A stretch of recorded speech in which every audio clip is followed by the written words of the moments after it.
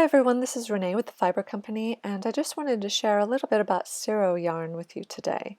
I have recorded a couple of tiny videos, and the first I already shared on Instagram, but I think it could be quite useful, so I'm going to go ahead and share it with you again today.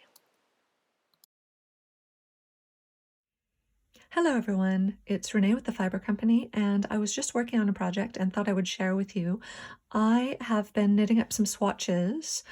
This is the lace from the Love Note pattern from Tin Can Knits, a beautiful pullover with a lace pattern around the yoke, and we have kits available on the website. We've knit our version up in Cirro yarn, our brushed Suri alpaca and merino with an organic cotton core to it.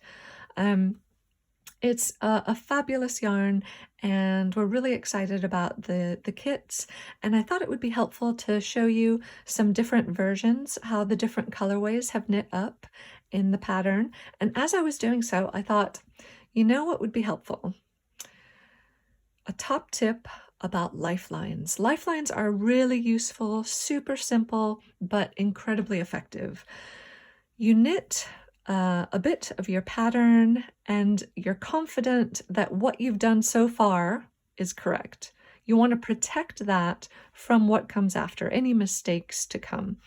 Popping a thread or a thin yarn into the live stitches and just leaving it there and knitting on means that in the event something happens and you can't fix the problem, you want to rip back, you rip back to those stitches that are on the line and they're nice and protected, easily put back onto your needle. You won't drop any stitches, which might be difficult to pick up if there's some kind of lace pattern, for example. If you don't have any yarn handy that is kind of slippery or thin enough to go through your live stitches, you know what's great? Dental floss. Dental floss is really great for this. Not just good for your teeth, but also protecting your knitting.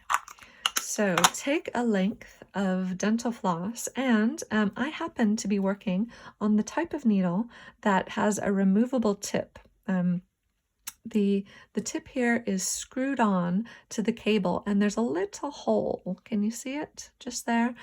If you have one like that as well, just threading that dental floss through the hole, you can see it around my camera there, and then bringing that through your knitting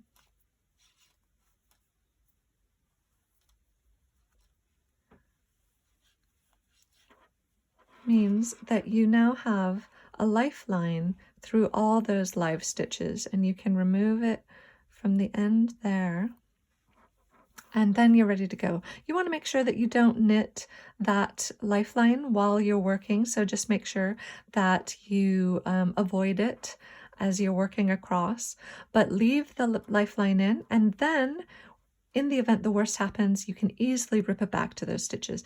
If you don't have a little hole that's conveniently placed there, using a dull needle is just as easy to thread it through the live stitches and leave that lifeline in there. Top tips.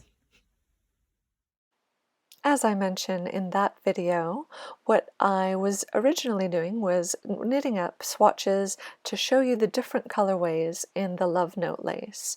And some of the colorways, like Seraphic here, have real distinct stitch definition, whereas in Sublime and Noble, for example, the brushed alpaca and merino really blend and flow together to create a more unified fabric in which the individual stitches in the stockinette are really difficult to see.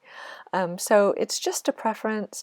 They all look really gorgeous and make beautiful sweaters, but there is a real difference in the look of the finished fabric. caring for your Cirro is the same type of care you would give to any of your beautiful, delicate hand knits. I have some lukewarm water here with a little bit of wool wash in, and I gently agitate my fabric in the water. I'm not rubbing it, I'm not scrubbing it, I'm being very gentle. When I've washed it, I gently squeeze out the excess water. If it's really dirty, you can let it soak for a minute or several minutes. And then once you've taken them out of the water, I have a towel here. I'm just going to lay it out in the towel and roll the towel, squeezing it to get the excess water, everything that I can out. And if necessary, you could put that down on the ground and step on it a little bit. And then the damp fabric is then laid out to dry. Take a little time, spend a few minutes if you need to, making sure that it's the shape that you want it to be. The straight edges are nice and straight. The shape is what you've meant it to be, and then let it dry completely. And that's all you need to do.